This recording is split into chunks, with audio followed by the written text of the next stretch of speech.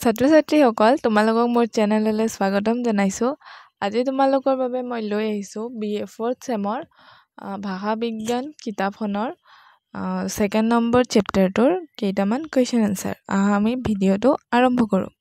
First কুৱেশ্যনটো হৈছে ধ্বনি বিজ্ঞান কাক বোলে? এনচাৰটো হ'ল ভাষা বিজ্ঞানৰ এটা বিশিষ্ট ভাগ হৈছে ধ্বনি বিজ্ঞান। ভাষাৰ মূল হৈছে ধ্বনি। ধ্বনিৰ সাধাৰণ বিশ্লেষণৰ বাবে ধ্বনি বিজ্ঞানৰ প্ৰয়োজন।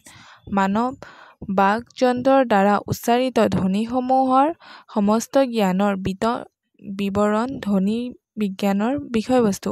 ধ্বনিৰ উচ্চাৰণ যন্ত্ৰ হৈছে বাকইন্দ্ৰিয়।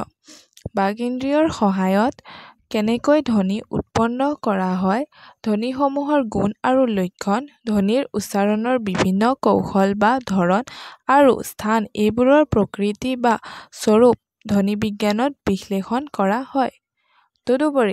তদুপৰি ধ্বনি বিজ্ঞানত ধ্বনিৰ প্ৰকাৰভেদে হ্ৰস্ব, দীৰ্ঘ, অনুনাসিকা, যুগ্মতা আদি সম্পৰ্কেও খৰচি মাৰি আলোচনা কৰা হয়। ধ্বনি বিজ্ঞানত কোনো এটা বিশেষ ভাষাৰ বিষয়ে অধ্যয়ন চলোৱা নহয়। সামগ্ৰিকভাৱে পৃথিৱীৰ ভাষাসমূহত উচ্চাৰিত ধ্বনিসমূহৰ সাধাৰণ বিশ্লেষণ আগবঢ়োৱা হয়। ধ্বনি বিজ্ঞানৰ প্ৰধান কাম সম্পৰ্কে থোৰতে এনেদৰে ক'ব পাৰি। বাকইন্দ্ৰিয়ৰ দ্বাৰা উৎপাদিত ধ্বনিসমূহৰ তাত্ত্বিক আৰু প্ৰায়োগিক দিশৰ অধ্যয়ন কৰা হয়। ধ্বনিসমূহৰ উচ্চাৰণৰ বিশেষত্ব অনুসৰি ধ্বনিৰ প্ৰকাৰ আৰু পৰিভাষা নিৰ্ণয় কৰা হয়। পৃথিৱীৰ সকলো ভাষাতে উচ্চাৰিত ধ্বনিসমূহৰ বিচাৰ বিশ্লেষণ কৰা হয়। দ্বিতীয়তে বাকইন্দ্ৰিয় অৰ্থাৎ নাসিকাগ্ৰাৱীয় ঘটিকা বা বাকযন্ত্ৰ, স্বৰতন্ত্ৰী, গলকোষ, তালুকা, ওঁঠ, দাঁত, জিভা আদিয়ে ধ্বনিসমূহৰ উৎপাদন কেনেদৰে কাম কৰে এই সম্পৰ্কেও ধ্বনি বিজ্ঞানত আলোচনা কৰা হয়।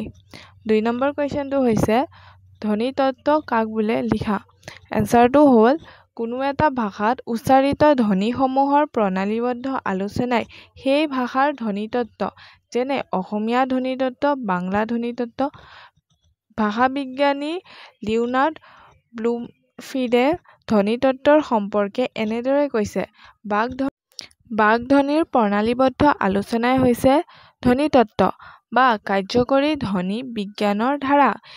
ধ্বনি কি, ই কেনেকৈ, ক'ত উৎপত্তি হয়, কাণৰ সহায়ত ইয়াক কেনেকৈ গ্ৰহণ কৰে, এটা ধ্বনিৰ লগত অন্য এটা ধ্বনিৰ উচ্চাৰণৰ পাৰ্থক্য কিয় আৰু কেনেকৈ হয়, এই প্ৰশ্নবোৰেই হৈছে ধ্বনিতত্ত্বৰ আলোচনাৰ বিষয়বস্তু। 3 নম্বৰ কুৱেশ্যনটো হৈছে বৰ্ণ কাক বোলে? এনচাৰটো হ'ল ভাৰত বিশিষ্ট, অবিশিষ্ট, অজস্ৰ ধ্বনিৰ উচ্চাৰণ কৰা হয়। সকলো ধ্বনিৰ উচ্চাৰণ স্পষ্ট নহয় আৰু বক্তা আৰু শ্ৰোতাৰ কাণত বাজি নুঠে। কেতবোৰ ধ্বনিৰ উচ্চাৰণত বক্তা আৰু শ্ৰোতা উভয়ে সজাগ হয়।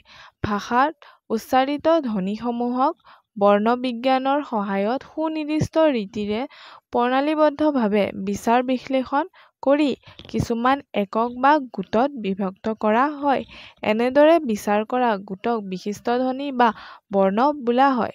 এই বিশিষ্ট ধ্বনি বা বৰ্ণই শব্দৰ অৰ্থ পৃথক কৰিব পাৰে। 4 নম্বৰ কুৱেশ্যনটো হৈছে উপধ্বনি কাক বোলে?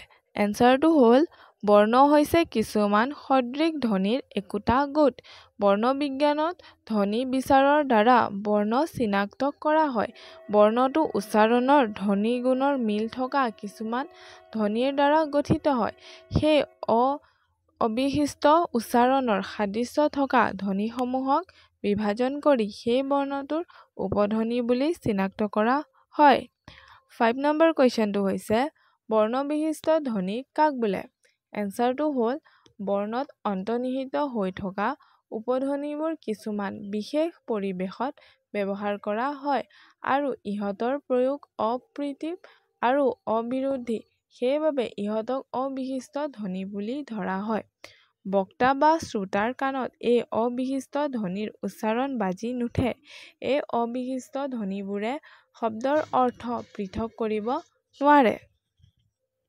ছাত্ৰ-ছাত্ৰীসকল তোমালোকক যদি এই চেপ্টাৰটোৰ ওপৰত আৰু ভিডিঅ' লাগে তেতিয়াহ'লে তোমালোকে কমেণ্টত জনাবা কুৱেশ্যনবিলাক। মই সেয়া লৈ কিনে আৰু এটা নেক্সট পাৰ্ট বনাই দিম। ধন্যবাদ।